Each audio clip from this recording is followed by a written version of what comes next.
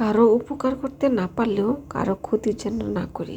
আল্লাহ, তুমি সর্বদা শয়তানের হাত থেকে আমাদেরকে রক্ষা করো। আসসালামু আলাইকুম। কেমন আছেন বন্ধুরা? আশা করছি ভালো আছেন। আমরা আল্লাহর মতো ভালো আছি। এই তো দেখেন, নিত্যদিনের মতো রান্নাঘরে যাব, তার আগে হালকা পাতলা কিছু কাজ করে নিচ্ছি।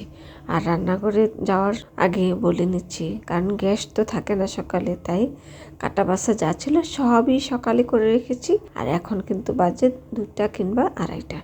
এখন একটু একটু গ্যাস আসছে, অমনি চুলাটা ধরিয়ে দিয়ে গোসল করার জন্য গরম পানি বসিয়ে দিয়েছি বাচ্চাদের গোসল করার জন্য।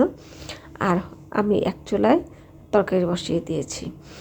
আমি আজকে একদম সহজ একটা তরকারি রান্না করব। এই তরকারিটা আপনাদেরকে অনেক বাড়ি দেখিয়েছে। ভাগ্যিস জাল্লার রহমতে আমার 2 ছেলেই এই তরকারিটা হলে আর কিচ্ছু লাগে না। সেই জন্য আল্লাহ অনেকটা রক্ষা করেছে আমাকে, আর দ্বিতীয় কোনো ঝামেলা করতে হয় না। তারপর আমি এই তরকারিটাও রান্না করেছি, তারপর ডাল রান্না করেছি, লাউ শাক ভাজি করেছি। এই তো আমি মশলা টশলা সবই দিয়ে দিলাম। মশলা তো আমরা সবাই জানি, রেগুলার যে মশলা ব্যবহার করি সেটাই, হলুদ, মরিচ, ধনিয়া, জিরা, এই তো পেঁয়াজ, রসুন, কাঁচামরিচ দিয়ে তেল বেশি দিয়ে সুন্দর করে কষিয়ে নিলাম মশলাটাকে। আর পানি হাতের কাছে যা পাই তা দিয়ে পানি দিয়ে দিই। চায়ের কাপ নাই, মগ নাই, গ্লাস নাই, যেটা থাকে সেটা দিয়ে তাড়াতাড়ি করে কল থেকে পানি দিয়ে সুন্দর করে মশলাটাকে একটুখানি পানি দিয়ে ভিজা করলাম। আর উপরে ডিমটা ছেড়ে দিব। এরকম করে ডিম বোনা করে দিলে আমার বাচ্চারা এত পছন্দ করে বন্ধুরা, সেটা বলার মতো নয়। সকাল, বিকাল, দুপুর 3 সন্ধ্যা দিলে ওরা 3 সন্ধ্যায় নিঃসন্দেহে নিঃসংকোচে একদম হাসি খুশি মনে খেয়ে ফেলবে। মনে হবে যেন তাদের ঈদের দিনের আনন্দ এরকম। এই তো একটু ডেকে দিয়েছি। তারপরে দেখেন কি সুন্দর একটা গ্রান বের হয়েছে। আর এটা যেন একটু কেমন বাঁচা একটা গ্রান বের হয়েছে। পানি তো এক ফোঁটাই নেই, শুধু মশলা তেলের উপরে যে ভাজা ছিল সেটাই।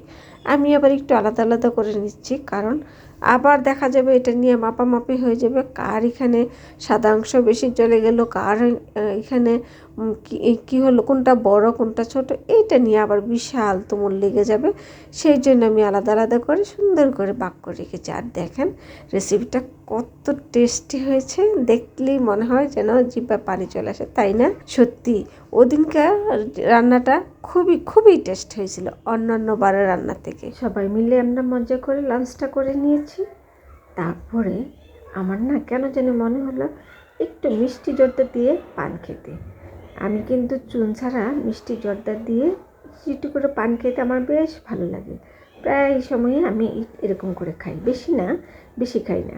অল্প একটু জর্দা নিয়ে, একটুখানি পান নিয়ে, একটা সুপারি টুকরা নিয়ে চুন ছাড়াই খেলে এটা না মাঝে মাঝে অনেক ভালো লাগে। মাংস, পোলাও বা এরকম ভোনা টোনা কোনো কিছু খেলে এটা খেতে ভালো লাগে আমার কাছে। আর হ্যাঁ বন্ধুরা, আমি কিন্তু অরিজিনাল ভয়েসের সাথেও ভয়েস দিয়েছি। সবাই একটু কষ্ট করে আমার ভিডিওটা দেখে নেবেন। ভালো লাগলে আমার সাথে থাকবেন, আপনাদের ভালোবাসা দিয়ে আপনাদের সাথে আমাকেও রাখবেন। আসসালামু আলাইকুম, বাই বাই।